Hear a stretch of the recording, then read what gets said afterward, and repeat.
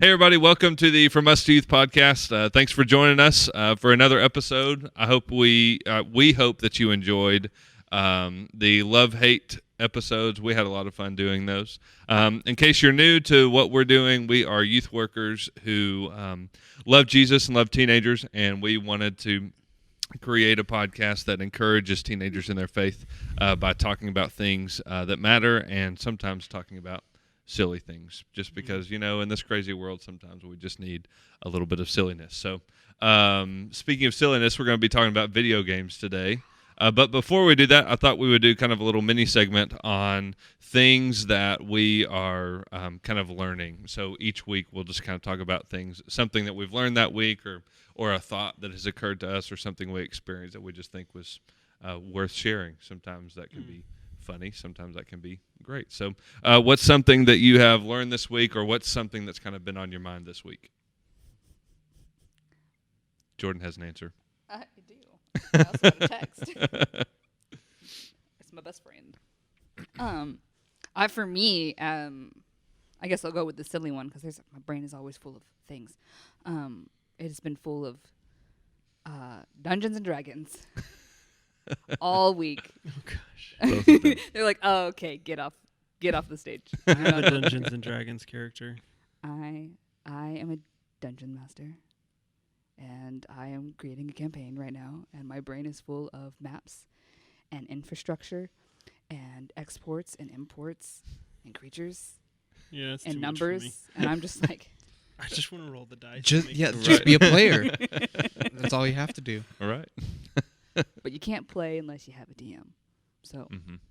Somebody's got to take the bullet. Yep. Somebody's got to do it. Usually somebody with a God complex. Typically. Dakota, what's been on your mind lately? D&D too. I knew that was coming. I've been making my character. And he's awesome. It's been a lot of writing something down and be like, no, that's not good. No, I'm gonna do something else. Mm-hmm. Going back, no, that I want to do that. No, yes, no. A lot of indecision Right. till you get to the final product. And you're like, yes, Yes. this is it. Moon. Yes, That's he's a Is that his name? yes. Moon. He is a tabaxi wizard, which is a cat person. you're with it. He's a cat person wizard. You're a wizard, Moon. Yeah. Oh goodness. How about you, Andrew? What you got on your mind? Oh man, what am I learning lately? I'm kind of in a weird fog today. It's a Monday after vacation, so I feel like I was in a weird fog yesterday too. But I've been learning a lot of self-discipline and self-control over the past few months, just with trying to eat healthier and exercising more. I am learning that the mind is a lot more powerful than we give it credit for. And, Truth. I think that, trying to readjust your mind as opposed to like what your habits are.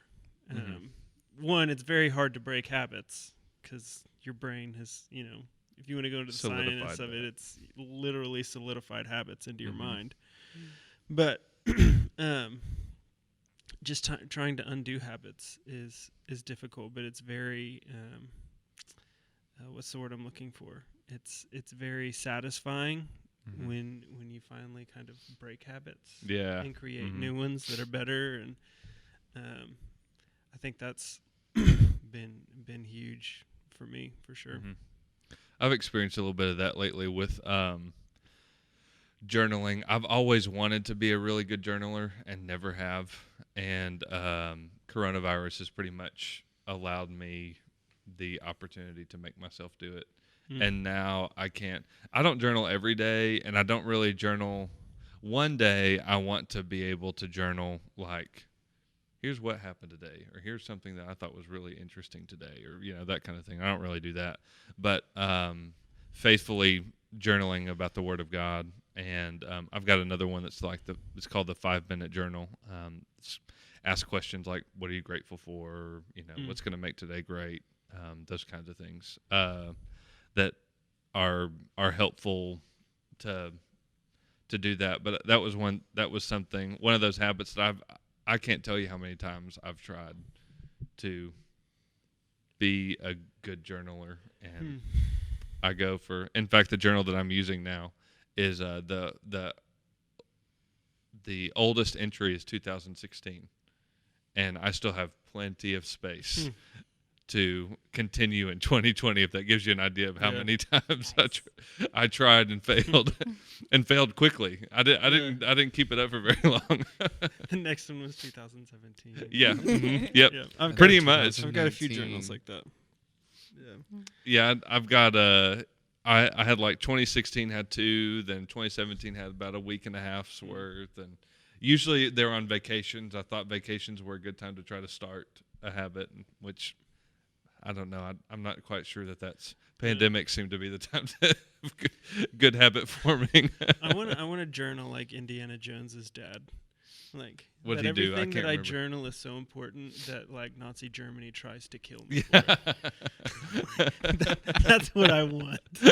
Like, my journal is so intriguing that people are willing to kill me just so they can read it. Yeah, I don't think my life lives up to that. We're gonna kill him for his journal. I ate bread today. A wasted life. Oh, man. A life fulfilled. Yeah. My thing that it was more of something that occurred to me yesterday. Our Pastor Jacob, preached on justice yesterday and talking about racism as kind of the application of Micah 6:8. And Melanie and I were talking about the sermon and kind of talking about sort of some applications from it and stuff. And it had occurred to me that I had kind of experienced the opposite of that when I went to Haiti. And that when I feel like my perspective changed a lot on racism when I went to Haiti, because it's the exact opposite of what I feel like, maybe not the exact opposite, but an opposite of what Black Americans experience here, in that everywhere you go as a white person in Haiti, you are stared at. And people are wondering what your motives are and why you're there, and how long are you going to be here before you fly back to America and do your own thing, and how much money do you have? One of the things that happened a lot on the streets. We didn't go on the streets a lot, but people generally assumed that because we were white, we had a lot of money. And there were a lot of generalizations like that. And the generalizations weren't the same, but they were still generalizations that weren't true, and people treated us differently because of those generalizations. And I thought, man, I think there are more people that need to go to places where their race is not the majority to experience and see that, because I think it really is kind of a game changer for understanding what I think a lot of African Americans are going through kind of on a regular basis in our nation. And of course that, there's a sliding scale to that. There's some people that experience loads and loads of racism, and there's some that, have 1 or 2 occurrences and all that stuff, so if you can imagine an asterisk at the end of my comment, and just imagine all the things that should be there, and you can put that there. But that was something that I had not thought of much in all of this, all of the discussions that we'd had, and I thought was kind of an interesting thing that I think as more followers of Jesus will go out on mission and will go to share the gospel in places that are different from their homes. Maybe we'll get more perspective on that, which I think would be interesting. So, with that being said, let's talk about video games. Mm-hmm. So, what is your favorite video game ever, and why? What is your favorite video game ever, Skyrim. and why? Great. It's basically like D&D, the video game. Are you Okay. the wizard in that too? It was a different name, but yes. My first character was a Khajiit, which is another cat person. Right. That was my first character, and I punched people. I didn't know how to play the game at that point. Oh gosh. Oh, I man. played it for several hours and then found out I wasn't wearing any armor, and that's why the game was really hard. In fact, I wasn't wearing clothes at all. That's true. Actually, no. I was wearing the rags you get when you, because you're a prisoner. And you escape, and then I was wearing rags for. So you had never played an Elder Scrolls game before that? No, Skyrim was my first Elder Scrolls game. Gotcha. Fun stuff. Jordan, what you got? I've spent more. I'm No, go ahead. not done. No. I'm not done. No. Shut up. Yeah. This is my favorite game. I have more to say. I've spent more time in that game than almost every other video game I've ever played combined. Oh wow. I have several thousand hours in Skyrim. And from what I understand, that is a common trait in that game because you can just spend so much time. Yeah. It's kind of an unending. You can spend too much They time. Yeah. update it faster than you can legitimately beat the game. Okay. Yes. They're Mhm. adding new missions, new things to Always. unlock. Are you Fun done stuff.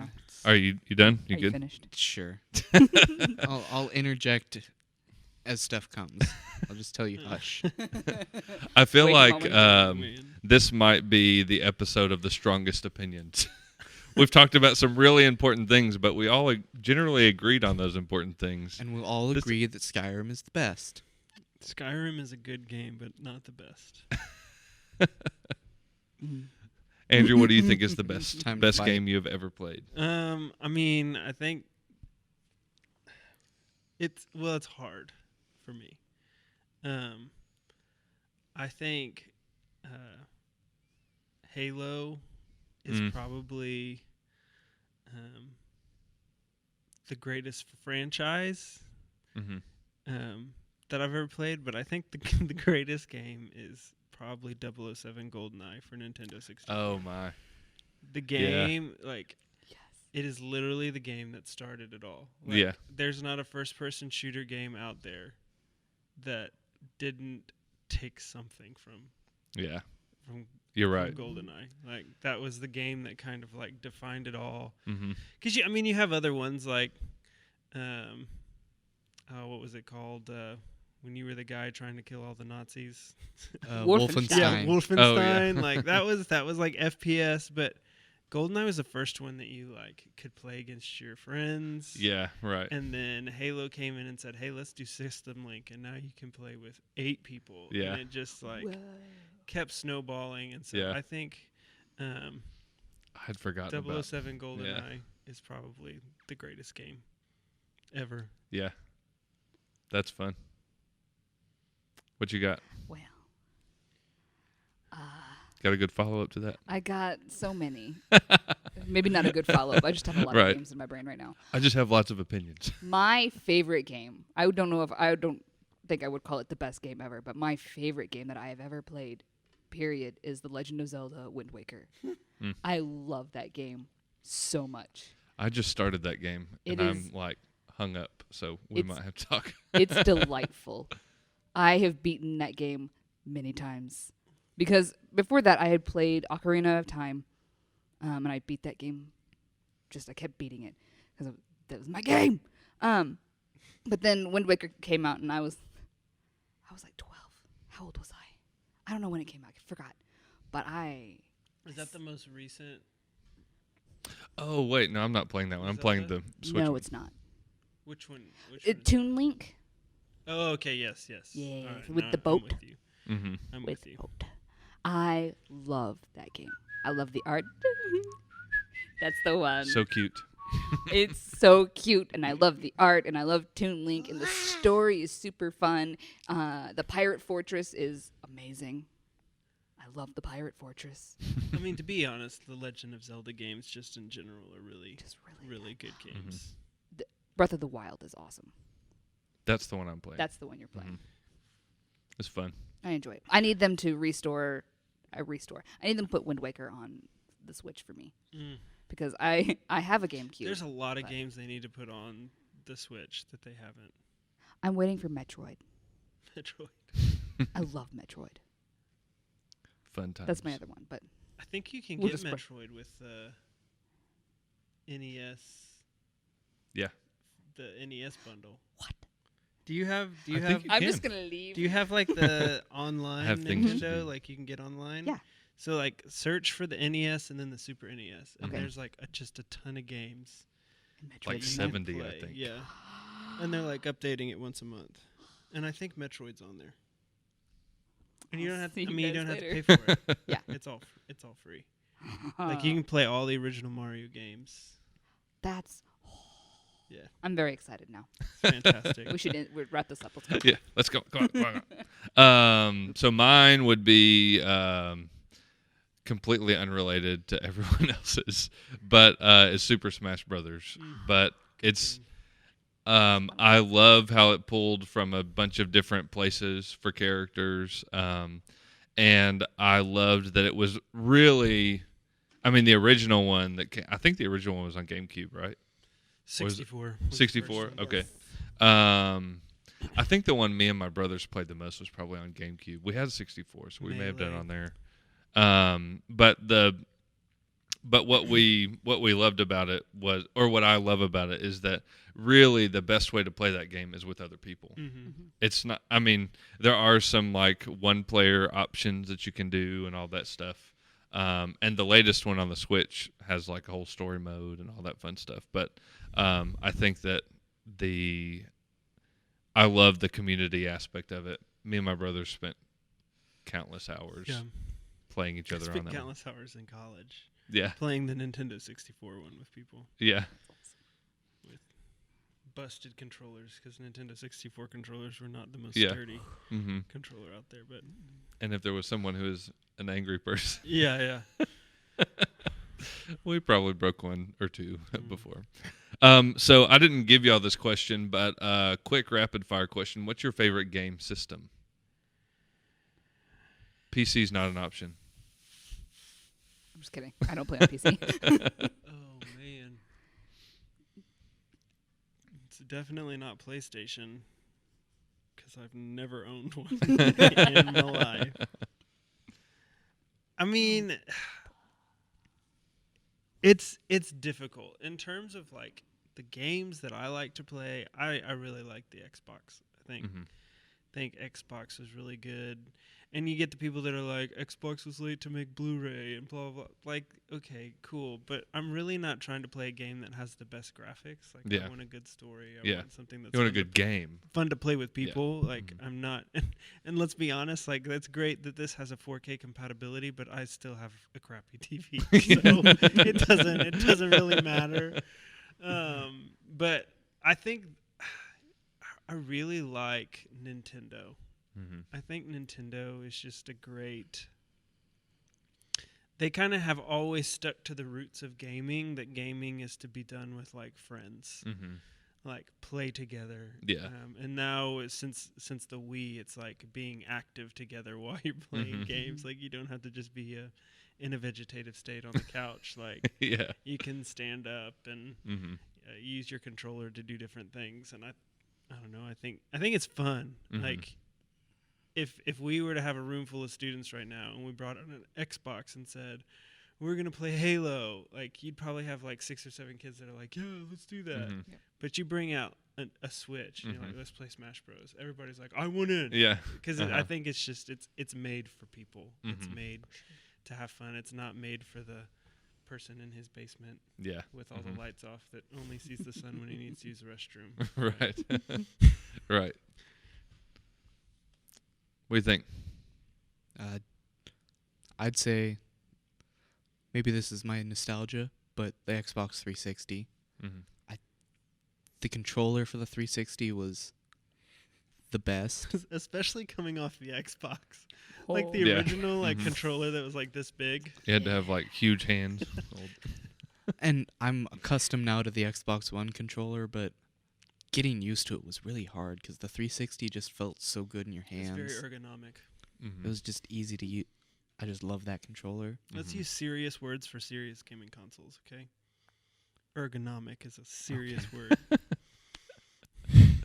No carpal tunnel for me, sir. Here comes those strong opinions we were talking about. No, I agree. I agree that the 360 probably had the best. I mean, the Xbox One is the same exact layout, Mm-hmm. but the 360 was much thinner, and it was. I mean, agree with you. The Xbox One controller is nice, but I don't know. There's something about the 360. There's something about it. It just matched. It just feels good. It feels good in your hands. What do you got, Jordan? I don't know. We've always had the 3 big ones in our house. Like we've always had a Nintendo Switch. Nintendo whatever. Nintendo A system. Nintendo system. That's what I was trying Yeah. to say. A Nintendo system, an Xbox system, or a PlayStation system. Boo. We've always had. Don't like that. Just throw it away. Because I mean, there were games that we wanted to play that we couldn't get on Xbox, and there were games we wanted to play that we couldn't get on PlayStation. Mm-hmm. And there were Nintendo games we couldn't get on any other system. So you know, it depends on what mood I'm in, Mm-hmm. because there's some really awesome PlayStation games, like Exactly. Detroit. No, shut up. First of all, I was trying to think of the name. Almost Human. Detroit. That's the one. That one's fun. The Spider-Man games. Good stuff. Crash Bandicoot. Crash Bandicoot. Spyro. Absolute. Oh, I forgot about Spyro. Those are the only good ones. I may need to amend my first answer. It's fine. I love Spyro. Anyway, it just depends on what mood I'm in. I'm Okay. always there for the new stuff.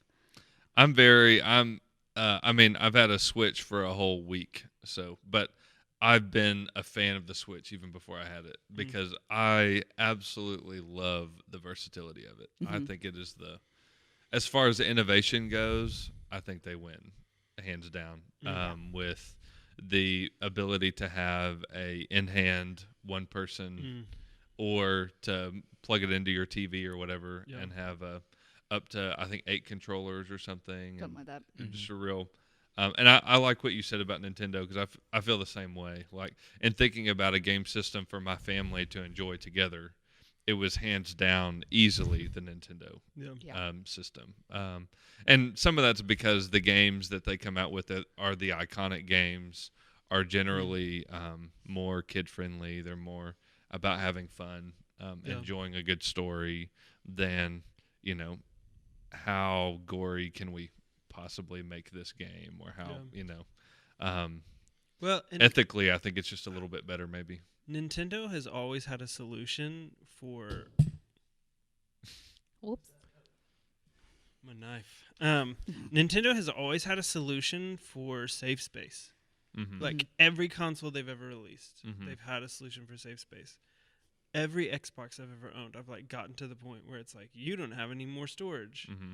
so you're having to like this existential crisis of which game do I delete? Yeah. But Yes. like Nintendo, it's like here, buy this $15 memory card that'll last you until it's full. And Mm-hmm.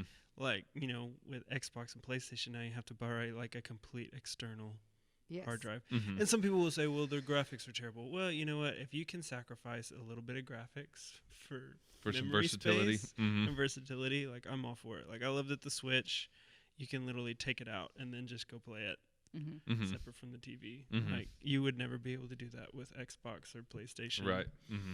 or a Sega back in the day.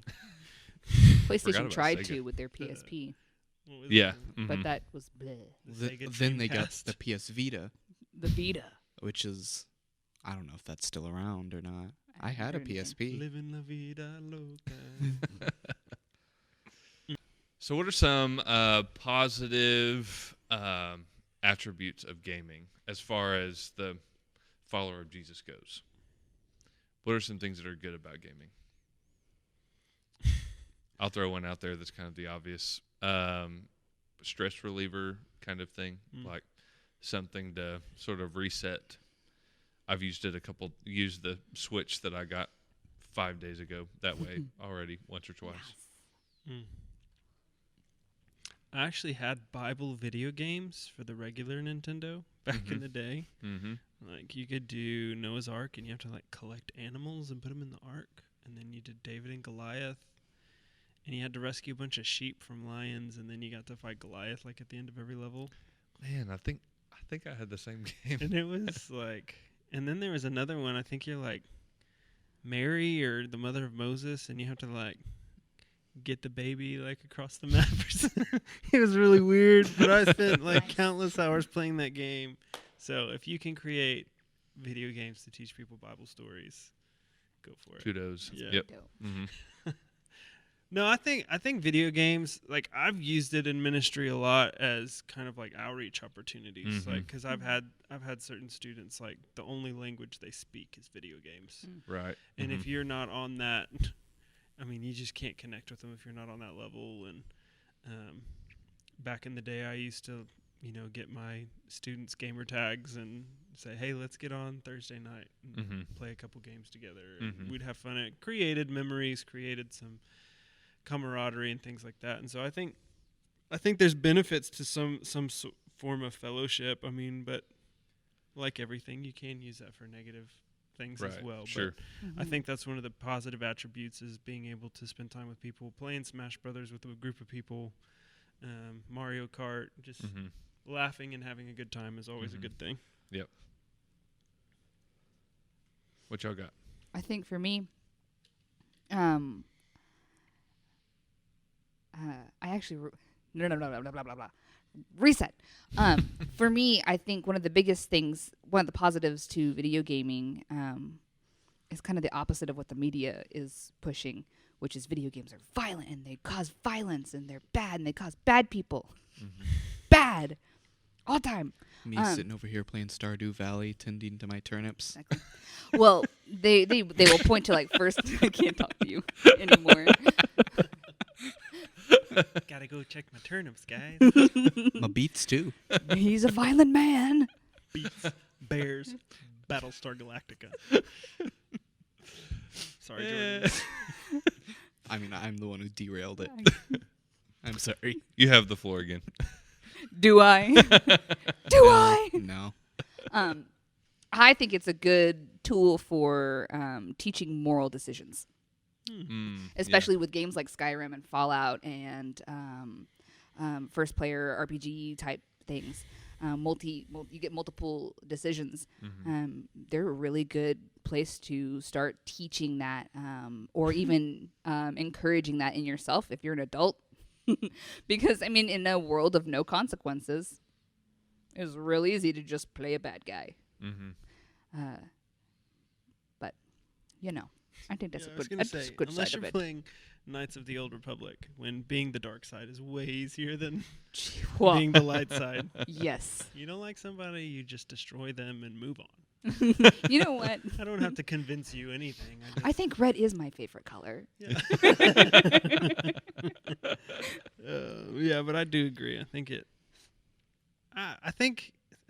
I read an article a while back about how now parents that are watching, don't try to murder me, but they were talking about that in terms of like stimulation of the brain, video games has the same like neuron response as reading books, like for kids, like sparking imagination, encouraging imagination, encouraging thought process, and different things like that. Because video games today are a lot different than Mario, where it's like I'm just going to run across the screen and try to avoid bad guys. Like there are decision-making things in it now. It takes a lot more coordination to play some games, and so it actually, is good for some development. But I mean, just like you don't want your kid to stay inside and read books all day. Like you're going to eventually tell them, like, go outside, skin your knee. I think, Same everything deal. needs to be taken in moderation. Yeah. But So I agree with Jordan for sure. Yeah, for not necessarily for me for Nintendo, but on Xbox, which is mainly what I played, you can be very social with the games. I played in high school. The new game was Destiny, and I played that with my friends. Makes me feel so old. Yeah. I was already out of college when that came out. I was in high school. I was a freshman in high school when it came out, I think. I think I'm getting more gray hairs. No, you're welcome. You're welcome. But I'd play that, with my friends, and we do the raid, which is like a 6-person activity where you have to be very coordinated, and you have to learn a lot of teamwork and leadership and communication to be like, I'm doing this, I need you to do that, blah blah.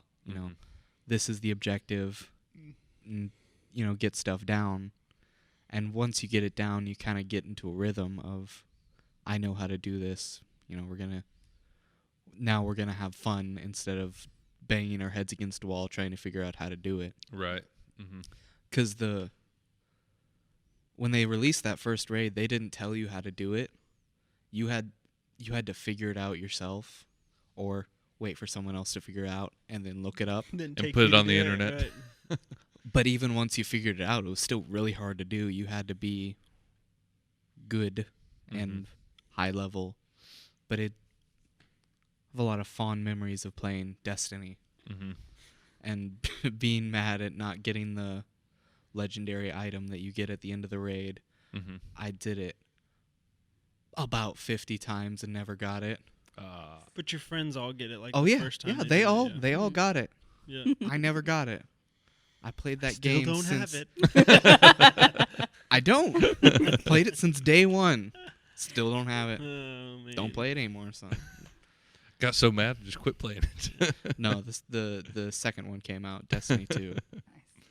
Yeah, I think one of the great pluses to video gaming is kind of along with everything that y'all said is that is the communal side of being able to sit around and have a good time playing with other people. And I think the reset or kind of retreating from life for a little bit, kind of getting a break from things, and I think those are all okay. But I think the greatest thing that it can be is to spend time with other people doing something together. And I know some formative conversations and just getting to know people in college. Like when I first got there my freshman year, and I had my one friend, Will, who I was kind of grafted into his friend group. But really what allowed that grafting in to happen was spending time with those people playing video games and doing things like that. So I feel like that's one of the greatest aspects of video games. What's just throw one kind of rapid fire, one negative thing about video games that you can see that it's more of a pitfall, something that is negative that people can kind of fall into if they're not careful. It's real easy to they're pushing the limits on a lot of things, especially with all the new graphics and stuff. It does get graphic with a lot of different things, and it's easy to just kind of ignore the rating and go, oh, okay, well, mild violence, whatever, or lots of violence, and ignore that. That's definitely moral something compromise. Moral compromise, yeah. Well, I mean, on those same lines, like, I think because our parents didn't really grow up with video games, and the video games they grew up with were very simple, and they weren't easy, but like in terms of like what it was simple. Yeah. It's like run from this end to this end, ta-da. Because let's be honest, who's actually beat the first Mario Brothers? Like nobody, except for all those people that do speed runs with their eyes closed. But right. I think that with all things like that, I think parents need to be very conscious of what your children are playing. I mean, with everything that comes with technology, because something may not look bad on the cover, but there's a lot of evil within it. Like, I can't tell you how many times I've gone into GameStop and a mom's trying to buy this game that's rated M for mature for her like 10-year-old son, and it's like, and the person behind the counter, because GameStop has like a policy now, they have to like let parents know, like, is this for your son? Like, do you know what this game has in it? And like, because they've had a lot of parents come in and complain, like, you didn't tell me this is on here. Well, you have to read it. But I mean, some video games have gotten to the point where there's nudity in it. There's sexual themes, drug use, alcohol use, very dark, sinister death. And I think you just need to be mindful as a parent to, use resources online to find out what is in a video game, because they have to release those things when the game is released. It's not like, let's wait a couple weeks till everybody finds all these gross things. Right. Because it does. It can get really dark. And I think you have to know your kid. You have to know where they are, their mental state. Because for me growing up, when I was in high school, playing Halo wasn't a big deal. Like, I could play Halo and then I could go outside and I didn't think to myself, I want to go beat somebody up and murder the world. But I think it's a case-by-case basis. And there's a lot of, just like there's a lot of good things, there's a lot of downsides to it. Like, if your kid's hiding in his room playing video games by himself all day, like, maybe it's time to shut the fuse off for his room and tell him to go back outside, like, or just spend time with the family. Don't let them become a virtual personality. Let them still retain who they are as a person in the real world. Right. Outside of that, and just protecting what their eyes and ears hear and see. And remember that you cannot put a rating on what happens online. Yeah. Like, you can't filter what somebody's going to say to your kid through the Yep. microphone. Right. And just being mindful of those things and who your kids are playing with, and every now and then, walk by the room, crack open the door, see what's Listen a being little said, bit. what's going on in there, because what could be harmless in one way could be used for harm in another. Right. There's games. You'd reminded me. There's a game called Red Dead Redemption 2. It's a beautiful game. Like, it's beautifully designed, but all of the decisions that you make in that game are morally gray or really bad. There is no good decision because it's about outlaws, Yeah. Well, yeah, which makes sense. criminals. It's basically Grand Theft Auto of cowboys. Oh, that is what it is. Yeah, exactly. But even like with decisions like that, when you're not putting good decisions in front of you, good options in front of you, you're just like, oh, okay, well, this is all there is. Yeah. That's a cool character. I'm gonna be like that guy. That Yeah. kind of thing. I've played that. Later in the game, you get gooder choices, but I've tried to play the game, getting like the highest honor, which is the goodest you can be. It's super hard to do that because just about, there's stuff in the beginning of the game where it forces you to do criminal stuff because you're a criminal and you don't have a choice. Yeah. What do you think, Dakota? Oh, this is part of the reason I have so much time in Skyrim, because it's just, you get sucked into it. Yeah. Like RPGs specifically, it's just so easy to get sucked into it and play it for hours. And I'll be playing it like it's 7 o'clock at night, and I'm gonna get off and like I'll play for like 2 hours, and then I look up at my phone and see what time it is, and it's 2 in the morning. Yeah.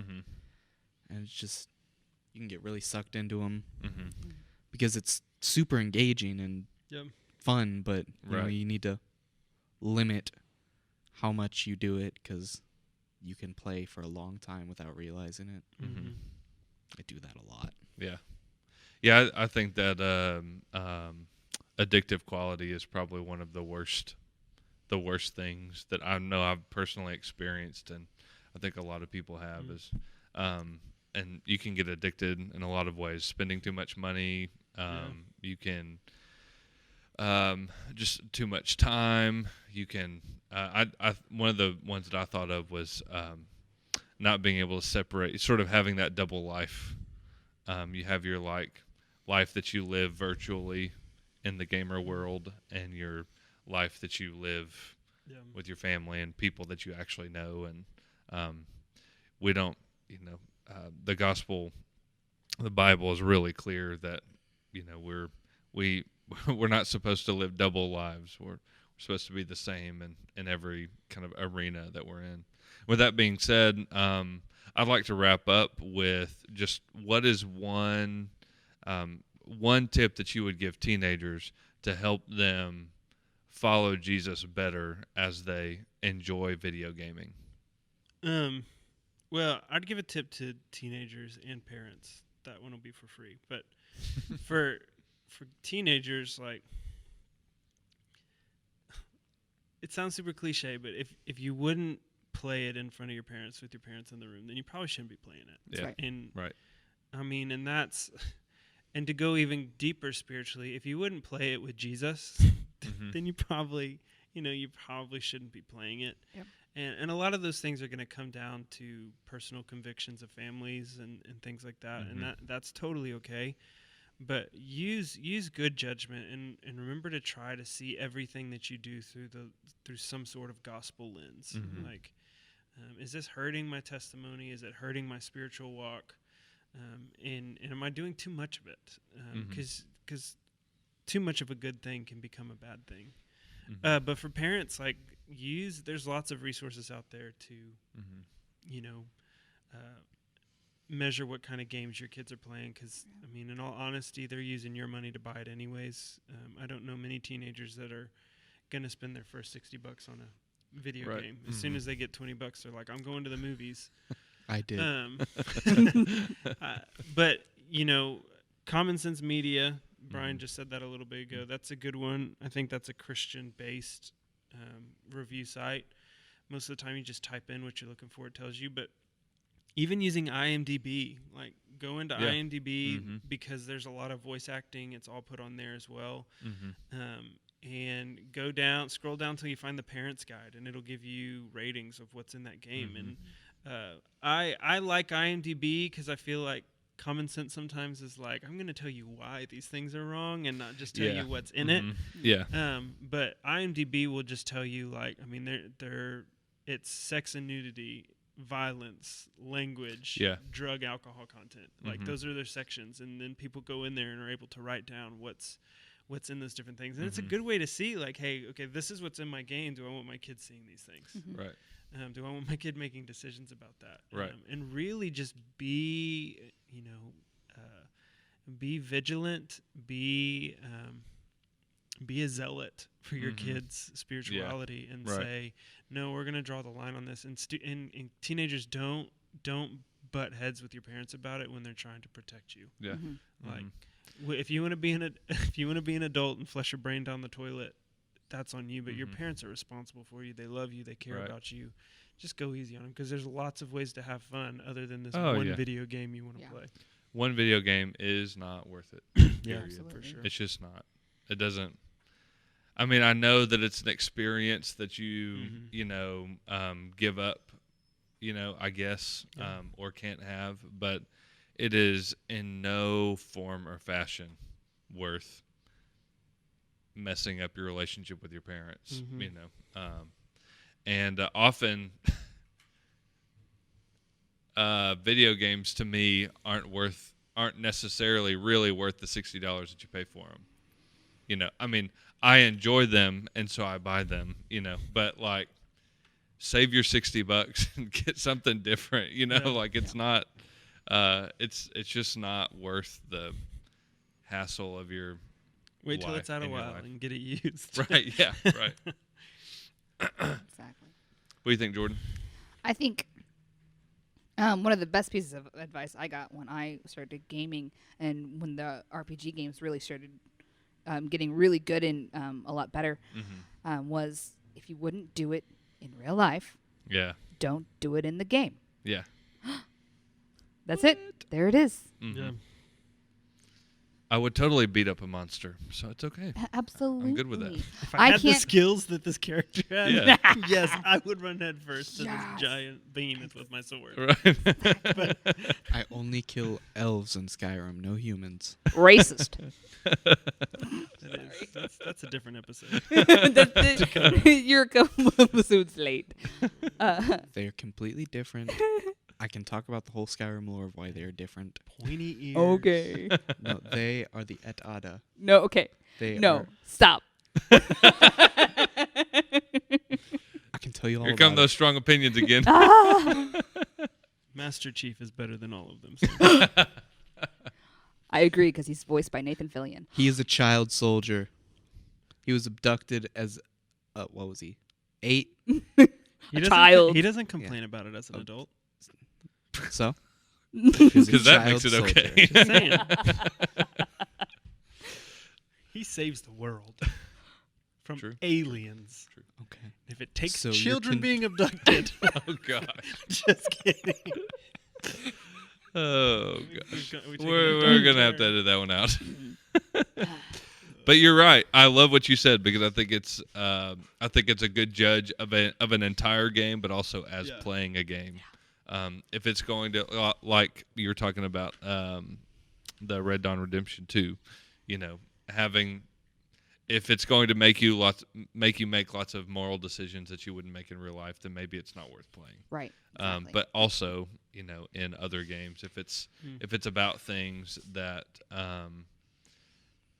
if it's going to call you to make individual decisions, or as you're playing, making good moral decisions, I think is wise. Yeah. What you got?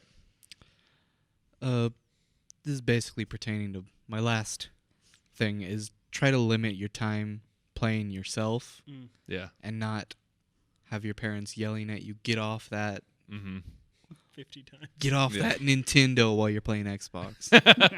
Because everything is a Nintendo to people above a certain age. Yeah, true. that That's is- true. that is true. No. Which is funny that they don't call it an Atari. Because Yeah. they love Yeah. to tell you about it. Oh, I used to have an Atari. Cool. I'm sorry. But it's true. This It is. This podcast is going to be so offensive to so many people. Good.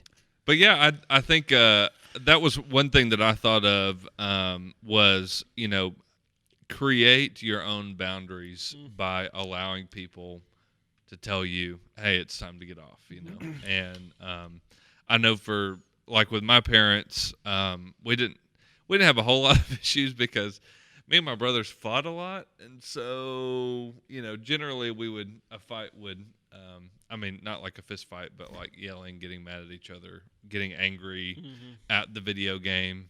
And so it was just a great stopping point. My parents were just like, all right, well, you've had enough. Yeah. But, if you don't have that issue, tell your parents, hey, I set this timer. When it goes off, will you come tell me to get my butt outside? And take some initiative on it instead of just kind of letting it tell you what to do. You can take some initiative in your own discipline and ask your parents to help you. Because most parents, I think, want to help. I don't think that they want to have kids addicted to video games. But sometimes they're not sure where those boundaries are, so you can tell them. Mm-hmm. And then when they see the timer and it's 8 hours long, then they might tell you, "What? We're going to back that down. You can have 2 hours." Well, and I think get yourself to a healthy place where if you play for an hour, you're like, okay, I'm bored of this. Yeah. Mm-hmm. Yeah. Don't get yourself to a point where you just have to play it and play it and play it and play it and play it. William plays a lot of video games when, if weather's bad or it's a weekend, we really limit what he can do. But there are times when he'll play for like 5 minutes and then he gets bored and he'll just keep switching between. It's like, okay, time to get off. Like, Yeah. You're not really doing anything. It's like, but I want to do this on this game now. It's like, no, you're just trying to find something to do at this point. Like, Yeah. And don't be that guy. Like, if you get bored of something, just say, okay, let's turn It's it time off. to turn it off. Go outside, shoot some hoops. Yeah. Paint my toenails, whatever it is. Yeah. Yeah. Yeah, I noticed that happening with me this weekend when I was playing games. Is I would play Zelda for, I don't know, probably a whopping 20 or 30 minutes. Mm-hmm. But, you just kind of find those natural stopping points. And Yeah. instead of blasting through them, allow yourself to go, yeah, I did enough today, Right. and be able to do something different. Mm-hmm. Cool. Well, I think we had a good discussion. Yeah. A rowdy one at times, but it's good. Well, thank y'all for joining us on our podcast about gaming. If you have any suggestions or comments, please feel free to put those in the comments below.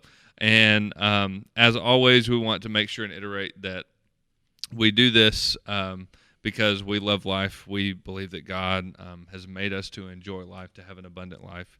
And that abundant life includes things like video games. And so, but to do those, to enjoy video games abundantly, we have to first right ourselves with God.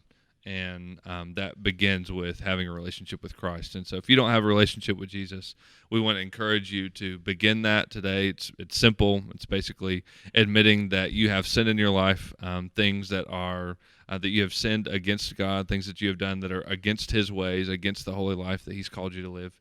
And He sent Jesus to live as our perfect example, but also to die on the cross as a sacrifice for those sins, so that He paid the penalty that we deserved for those sins. And then He rose again 3 days later, showing that He has the power to extend that gift of salvation to us. And so if you would like to receive that gift, Scripture's clear. All you have to do is believe in your heart that God raised Jesus from the dead and confess with your mouth that He is Lord, and you will be saved. And so we want to challenge you. If you've never made that decision, make that decision today. Let us know that you made a decision. It's important that you make that public so that you can be held accountable as you walk with Jesus in that. And so that when you have questions, you have somewhere to go. So let us know. We'd love to help you in your walk with Jesus. And we hope this encourages you in your walk with Christ. Thanks for joining us, and we'll see you next week. The 1 millionth viewer will get a Nintendo Switch, a PlayStation 4, and an Xbox One. Absolutely. On YouTube. On YouTube. I'm going to watch this 1 million times.